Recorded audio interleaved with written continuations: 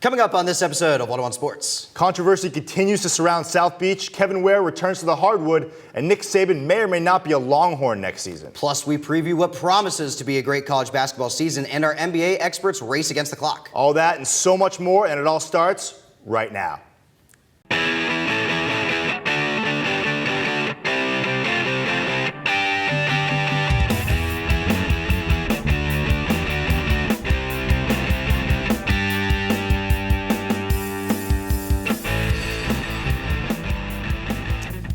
Hello and welcome to 101 Sports. I'm Ryan Ballack. And I'm Jake Soder. The Jaguars finally won a game.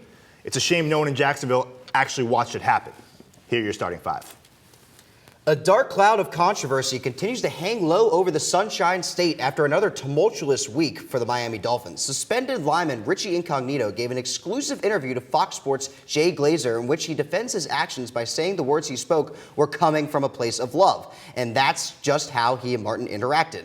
Many Dolphins players have echoed the fact that this story just seems to get weirder as we learn more information. Jake, has this become a bigger PR issue for the NFL than Bountygate was last year? Well, maybe not yet, but I think without a doubt it will become a bigger PR issue. And the point there is just that I don't think we have all the information yet. With Bountygate, we knew exactly what we were dealing with. We knew Greg Williams was paying his players. We heard audio from inside the locker room. As of now, as far as what went on inside the locker room, all we have are players' accounts, and they're pretty much all on Richie Incognito's side. And that's what's weird about it. I don't understand why players are on Richie Incognito's side. And then this interview, I mean, we never saw anything like this with Greg Williams. He was totally in silent. And that's why I think, honestly, it's not going to be, I think it's a bigger deal than the Bountygate, but Bountygate was a pretty serious scandal. I mean, they were putting players' names on a board with monetary values next to their names and say, go get that guy, go hurt that guy, and take him out of the game. That's a pretty big issue. I just have a sneaking suspicion it's just going to get worse with the information that's going to come out in the coming weeks. We'll have to see. Would you rather have $1 million or your guaranteed health? Denver Broncos offensive lineman John Moffitt chose the latter when he recently retired from the game altogether. Moffitt said that he just didn't love playing the game anymore and opted to leave $1 million on the table by walking away instead of risking future health problems. Ryan, do you think we'll start to see more of this, players walking away from the game like this? I think we're going to see more of it, but I don't think we're going to see a lot of it. I mean, this guy, I haven't really heard of him before this, and he probably was a guy who was a backup guard. He was hopping around from team to team, and he just thought the risk of making it to that next level had the big risk of getting hurt and sustaining a life-ending injury. But a person who grows up with football in their blood, has football as a passion, is not going to stop playing football once right now that they realize it's a dangerous sport. I think they'll continue. I mean, most guys who do play the game play it because they love the game so much. But I think if it does happen in the future, it'll happen with guys like this, like backup offensive linemen. People see that this is an issue. Going up in practice, who wants to go and bang heads with defensive linemen just in practice if you're not going to play in the game? So if anyone's going to leave the game, I think it's going to be those types of guys. Alabama is at the top of the college football world right now, and they're led by none other than Nick Saban. There really is not much more to accomplish for Saban in Alabama, and recent rumors have connected Saban and the University of Texas. Jake, should Saban leave the Crimson Tide for Texas? You know what? I really don't think he will leave because this is a guy, look, that's 62 years old. He's had a bunch of different coaching jobs in his life, has moved his family around a bunch. Started at Michigan State, went to LSU, then coached in Miami for the Dolphins, and then went to Alabama. I think his family's happy where they are, and I think that, look, we talked a few weeks ago about the best job in sports. Alabama would be one of the best jobs in sports. His recruiting job is very easy. Why would he go to University of Texas and rebuild all over again? Is a better job than coaching the University of Alabama? I think it would be coaching the University of Texas. Do you really think so? I actually do think so. I mean, University of Texas is a bigger market. And think of this. Nick Saban doesn't have anything else to do at Bama. He's won 3 out of the last 4 national championships. He made Michigan State a winner. He made LSU a winner. Failed in the NFL. But the next college football step is to transform Texas, who is pretty much a dump, or at least recently. They've gone totally off the map, bring them back to relevance, and change the whole program. I really just don't know if at 62 years old, this is a guy that wants to go and rebuild all over again, and not to mention move his family one more time. I just don't know if he wants to do it. Remember Kevin Ware? Yes, that Kevin Ware. Or if you don't recognize the name, you might recognize the bone in his shin that got ample airtime after it made an appearance during Louisville's Elite Eight matchup with Duke in last year's March Madness. Well, that Kevin Ware is healthy now, and 6 days ago made his first appearance in a game since the gruesome injury, scoring 6 points in his return to the hardwood. He's taking the next 2 weeks off to ensure he's fully healthy, but he said he's itching to get back out and play. Ryan, if you were in his situation, would you be itching to get out and play again? This is tough. I mean, I guess if I was that good at basketball, I'd want to get out and play again because I'd miss it so much. But oh boy, would I be scared to death of jumping in the air ever again. I mean, this was one of the most gruesome injuries I have ever seen.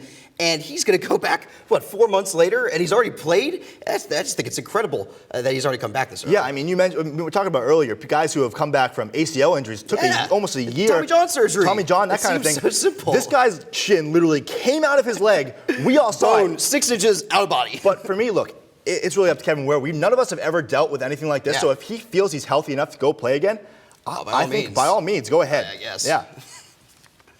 Another week, another outrageous jersey design from Eugene, Oregon. Oregon and Georgetown are set to play in the Nike vs. Jordan game in South Korea, and both schools have unveiled new camouflage jerseys for the game. The NCAA continues to pour out these new jersey designs while the NFL is cutting down on the variety of uniforms this season. Jake, do you like the college football's variety approach or keeping it traditional like the NFL does? Well, I love the variety, and I think it's a huge thing. Look, I understand why the NFL doesn't want to add much variety to its uniforms, because your uniforms are representing a franchise, and they're traditional that way. But in college, it's used as a recruiting tactic. Oh, yeah. Guys go to certain colleges like Oregon now they do. to wear it's all about these the swagger. uniforms. Yeah, exactly. So for college purposes, I love it. For the NFL, I don't know if I would. Well, the NFL, they used to kind of have, in past years, they've been going back to more throwbacks. I feel like this year they kind of restricted it. They only let you use one helmet the entire season now. But sometimes with the college, the variety gets a little much. The Louisville with the sleeves on the jerseys, I think that's ridiculous. Some of the jerseys are very cool, I'll give you that. But some of it, I just think takes it just a little over the line. Yeah. Unfortunately, we are out of time for the starting five, but coming up next, Jake sits down with our college basketball experts to discuss the early hype around the league. Stay tuned.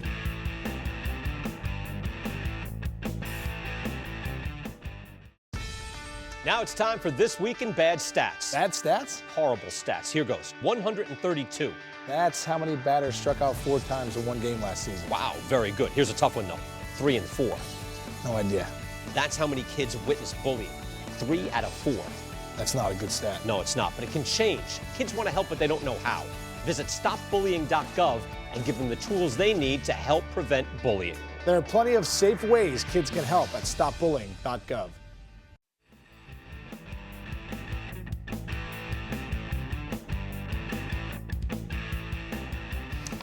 Welcome back. I'm joined by our college basketball experts, Josh Markowitz, Steve Normington, and George Adams, to preview the season ahead. So, guys, we're going to play a little game I like to call Hype Meter. We're going to give you a scale 1 to 10, 1 being the worst, 10 being the best, of seeing how hyped up you're giving these players and teams. So let's start out with Andrew Wiggins, the #1 recruit coming out of high school this year. Everyone's hyped him up so much. George, what do you give him? Well, guys, media has him at a 10 right now. Easily a 10, but I'm only going to give him a 7 for right now. He's a super athletic guy, 6'8". He's not the strongest. I weigh more than him, and I'm guys. 6'2". But. Yeah. But, he can jump out of the gym. He's playing alongside guys who will help kind of draw the defense off of him a little bit. He's not the greatest of shooters right now, so I'm only giving him a 7, but I think he can definitely improve that going later. I'm with you at a 7 because his size and his athleticism make him the premier defender of this class.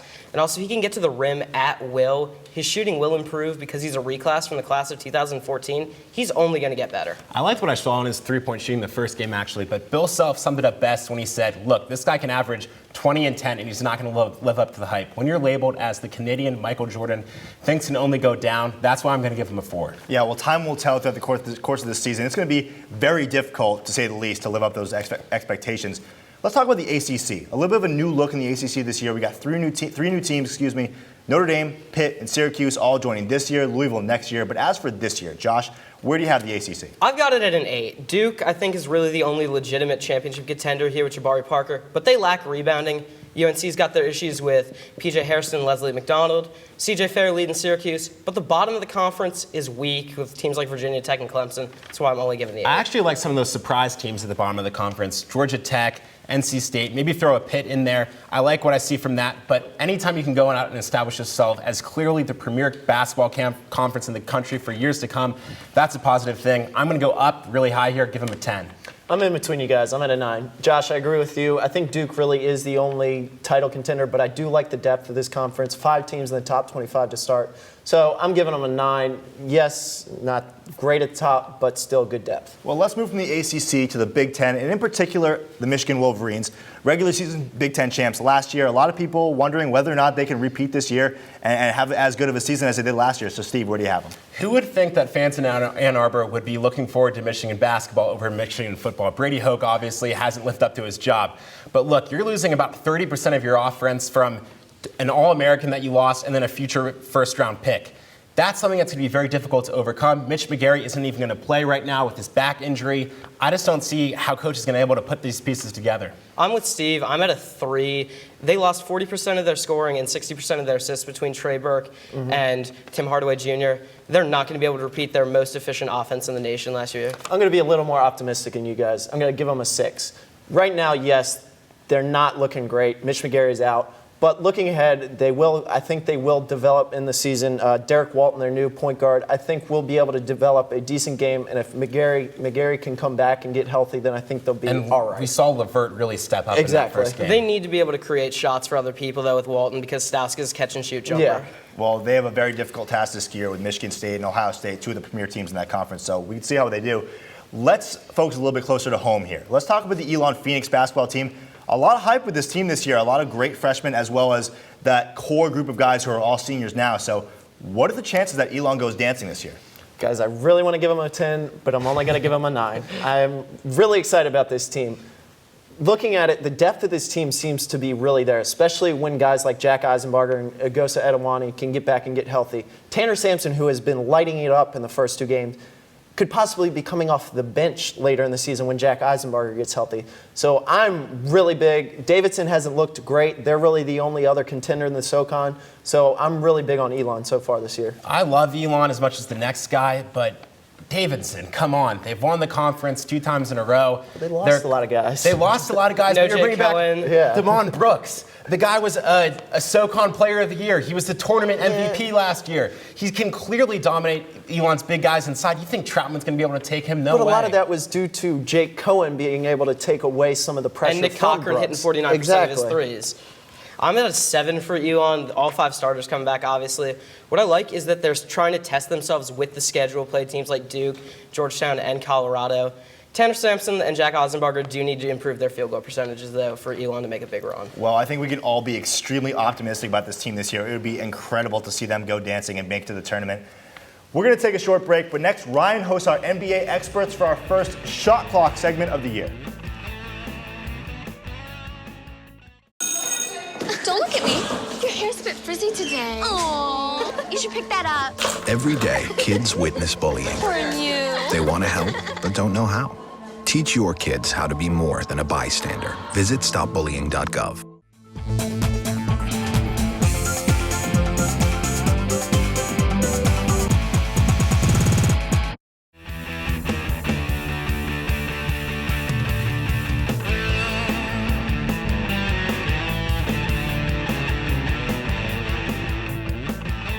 Welcome back to 101 Sports, where I'm now joined by our NBA experts, Connor Delpreet and Darren Vaught, to see if they can beat the shot clock and answer some questions from around the league before the buzzer goes off. All right, guys, let's start off with the hottest team in basketball, and Darren will put 24 seconds on the clock. Are the Pacers built to beat the Miami Heat this year? I think they are, Ryan. Of course, with this matchup, you've got the Heat, the most efficient offensive team in the league, as well as the Pacers, the most efficient defensive team in the league. I think the Heat normally struggle with teams who have really good post play, as well as good collective team defense. And with Roy Hibbert and company, they're solid down low. I think the difference this time, Paul George, averaging 25 points per game, 8 rebounds per game. I think he's the one guy in the East that can kind of mitigate LeBron's effect. Connor, let's start the clock right now. As you said before, the Pacers are doing amazing this year at 8-0, while the Heat are kind of floundering at 4-3. The Pacers' defense is stingy, as always, 85.3 points per game. One of the biggest questions last year was the Pacers' offense, and this year they've improved statistically in all 3 big categories: points per game, field goal percentage, and three-point percentage. And another question last year was Lance Stephenson's performance in the playoffs. We saw him he was kind of iffy with decision making, but this year he's played great in the absence of Danny Granger. And I agree with both of you. I mean, the Pacers, they gave the Heat a run for their money last year, and they've only gotten better. So they definitely have a chance to beat this team this year. All right, start with you on this one. Can the Warriors shoot their way to a deep playoff run? Time starts now. Oh, I definitely think they do. They have the offensive firepower to win in a shootout, and then their defense isn't too bad either. They can turn around and grind it out in a defensive bout, too. They have the second highest defensive efficiency in the league. For the first time in 35 years, the Warriors might finish top 10 in defense, and there have been coaches have made changes that have kind of mitigated Steph Curry and David Lee's kind of deficiencies on defense. And this is a team that looks very scary. I could see them making a deep run with their very high field goal percentage rate. West should be scared. Darren. Well, I'm not quite sure they can, as with any shooters. They're a very streaky team. And even with their great performance thus far, they're still not elite offensively. Sure, they can get hot, but they only rank 11th in the league, which, I mean, is pretty good. It's just not to that point where they're going to outscore anyone and everyone. They also play in a very defensively stout Western Conference, teams like Memphis, San Antonio. I don't know. I see them struggling to make it deeper into the playoffs because of those stout teams. I think the West is down this year, so the Warriors have a chance to make a deep playoff run. It's going to be tough, though. I mean, the shooters have to be consistent. We saw it last year. It doesn't hold up the whole way through. Darren, this one really hurts me, but we'll put 24 seconds on the clock. Are Carmelo Anthony-led Knicks a failure? Okay, so that wording is very harsh. I don't know if they're a failure. Of course, they're entertaining. Carmelo Anthony in general is pretty entertaining to watch. But I think with a huge contract to fleeting Amari Stoudemire, it's not a very successful formula for a winning team. And at the end of the day, I don't think any Carmelo Anthony-led team is going to be that way, just with his play. Time. I'm going to go out and say it's an absolute failure. Let me read you off their stats. They're 25th in points per game, 28th in rebounds per game, 24th in assists per game. Their shining stat, their best stat is that they're 16th in the league in defense. That's not even good, and it's going to get even worse with Tyson Chandler. Twice. And they lost to the Bobcats. Come on. They have a star in Carmelo Anthony, who's more of a hero ball player than a team ball player. They're set to implode in New York. It's a hot mess in New York. It's not going to get better anytime soon. Time. You guys just broke my heart. I'm sorry. Sorry about it. I mean, they made New York relevant. He made New York relevant, but Amari's contract and Tyson, I mean, the three of them just doesn't work, unfortunately. Last question, 24 seconds on the clock. Derrick Rose is back. Will the Bulls only go as far as Derrick Rose takes them? Absolutely. I mean, this year we've already seen that Derrick Rose has been struggling. He's getting the rust kind of off his back, you know, and the Bulls haven't been able to find a second scoring option. Just like last year in the series versus the Heat, they couldn't find a scoring option without Derrick Rose on the court. And we've seen it this year. They're 26th in offensive efficiency, and when they do shoot the ball, they're not very good at it. They're 27th in the league in field goal percentage. Derrick Rose, if he doesn't shake off the rust, the Bulls are not going to make it very far. Yeah, I'm going to agree on this one. Let's be blunt about it. This is not a good offensive team. Exactly. Carlos Boozer leads your team in scoring. That's not in the blueprint. I mean, nothing against Carlos Boozer. He's a fantastic player, but he's not the go-to scorer. Yeah, absolutely. And especially when they are getting worse, the Bulls are, with other teams in the East getting better. Chicago lost their scoring spark off of the bench in Nate Robinson. We saw very efficient play out of him in the playoffs. I agree. Nate Robinson carried the Bulls in the playoffs last year, and they clearly need that point guard play. The defense is there, the defense but you is gotta good have enough. that. It's good enough. You gotta have that floor general. Unfortunately, the buzzer has ran out on this block, but stick around as Jake will talk with our NFL experts about the recent injury bug going around the league.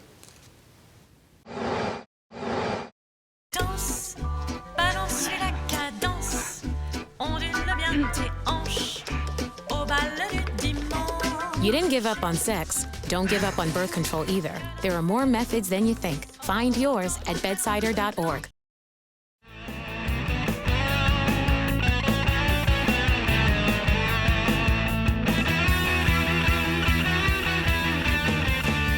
Welcome inside the one-on-one stock exchange, where I'm joined by Nick Markunis and Matt Dowdle to help us make sense of all that's gone on in recent weeks. So guys, here's how we're going to do this. Each of you is going to pick one stock player that you're going to sell high on right now, player or team.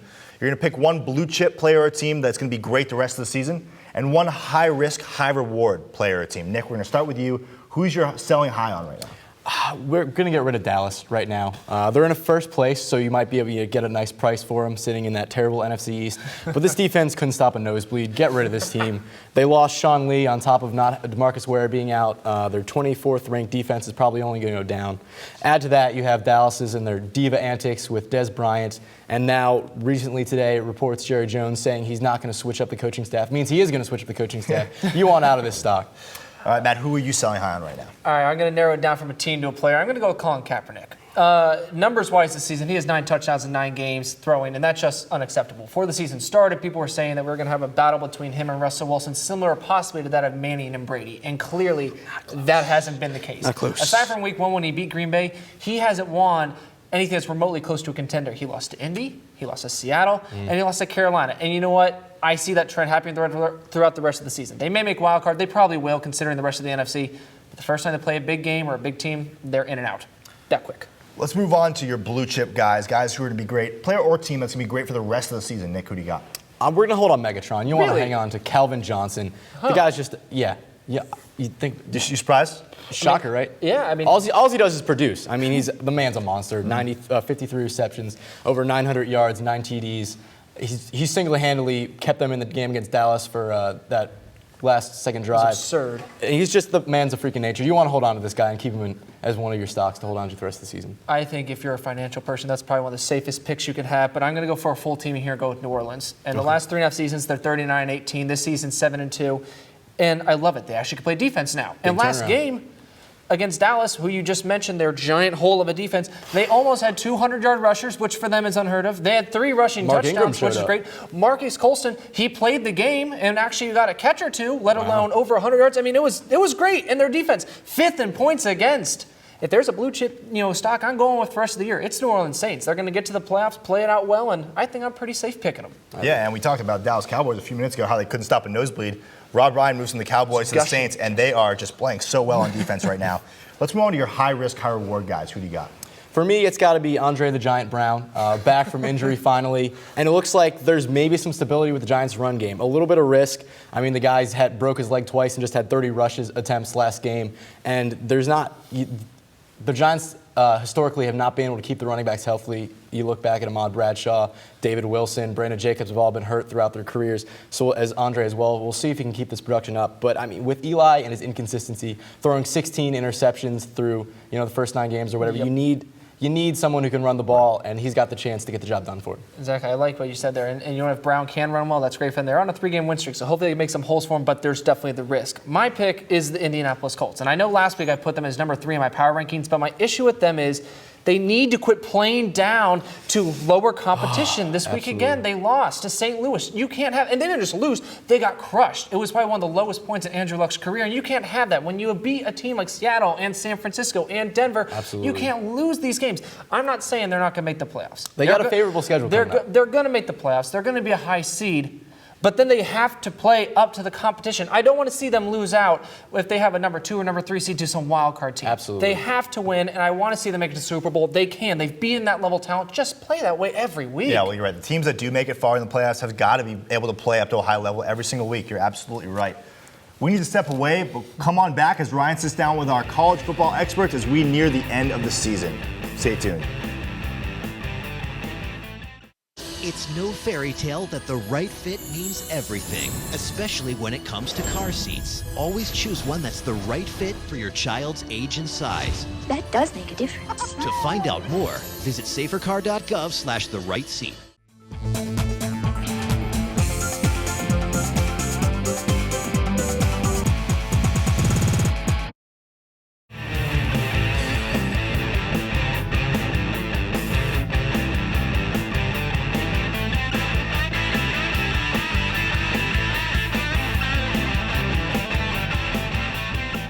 After an exciting weekend of college football, I'm joined once again by our college football experts, Julian Council and Preston Willett. And guys, we're going to let you be the college football playoff selection committee. Unfortunately, we don't have the college football playoff until next year. But if the playoffs were to happen this year, who would be your semifinal matchups? Let's hear it. Okay, Preston, I already know you're not going to like this, but right, my number 1 seed, obviously Alabama Crimson Tide. This weekend, they proved that they're number 1 after dominating the second half against LSU and almost killing Zach Mettenberg. I mean, that guy got beat up. And they're going to play the Baylor Bears who continue their high-octane offense by blowing out Oklahoma. So that's my 1-4 matchup. Then the number 2, Florida State has been the other most dominant team in college football. You know, they blew out Clemson, they blew out Miami, and just destroyed Wake Forest this past weekend. And in Stanford, yes, I'm putting a one-loss team over Ohio State, who plays nobody. Stanford just beat Oregon. I think with the Pac-12 being high rated in the Big Ten, that they deserve to be in there at the number 3 seed. Preston? I'm not even going to talk about that yet. All right, number 1, I got Florida State because their big wins over Clemson and Miami outdo anything Alabama's done this whole season. Number 4, I have Stanford, 1 loss, but they still are the best team out of the Pac-12, which is a very good conference. They beat Oregon, who I still think is just as good as any of these 4 teams. Number 2, I have Alabama.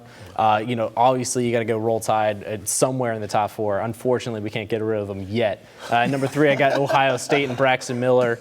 They've been undefeated since last season, Julian. I mean, how can you leave them out? They have the longest winning streak in the country. They have not lost. So let me ask you, why Ohio State? Why Ohio State? Because Ohio State, they're undefeated this year, but you're not giving them any respect.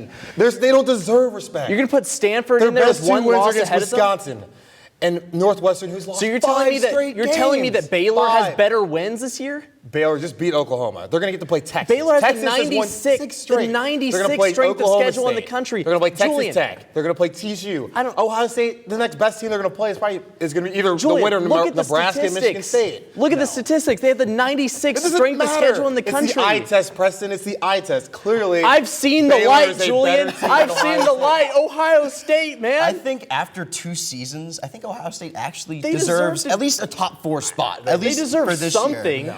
Don't give them this crap. Teams that didn't make the semifinals, what teams can sneak their way in? Is it that Baylor or that Ohio State? Obviously, I'm going to go with any 1-loss SEC team, being the SEC the highest-rated conference. The SEC. The SEC is grown man football, like Georgia Bulldogs showed Missouri last year with that big sign. I'm going to take either Auburn or Missouri. Auburn, if they win out, Auburn wins out. Did you say Missouri? Did you say Missouri? Missouri has a chance. If they win out, you said Missouri. A&M, Ole Miss, and then Alabama or Auburn in the SEC championship game, they deserve to be in the playoff or the national championship game. I'm only going to agree with Auburn because that's the only team that has a shot because they still have to play Alabama. If they beat Alabama, obviously they should be in the top 4. Missouri, but Oregon, man, they just lost Carolina. 1 game. Oregon only lost 1 game and they barely lost to Stanford. Oh, they look terrible though. Yeah. Who did Missouri lose to, Julian? Who did Missouri lose to? South Carolina. Exactly. South Carolina is not good. Are not bad, but honestly, I just wish there was a college football playoff. This argument just makes it so exciting, and unfortunately, it's happening next year. But unfortunately, that's all the time we have for this block. But coming up, Jake will join me back at the desk to discuss the demolition of a fairly new ballpark. Stay tuned.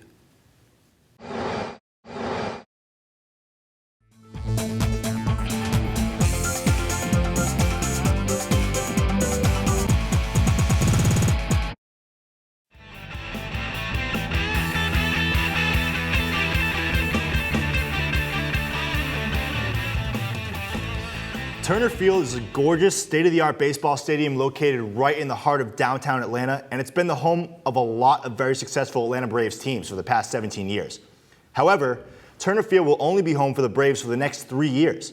The team announced this week they plan to build a new $700 million facility 10 miles away from Atlanta. The Atlanta Falcons also announced their plans for a new $1.2 billion stadium. You could see the taxpayers glowing with excitement.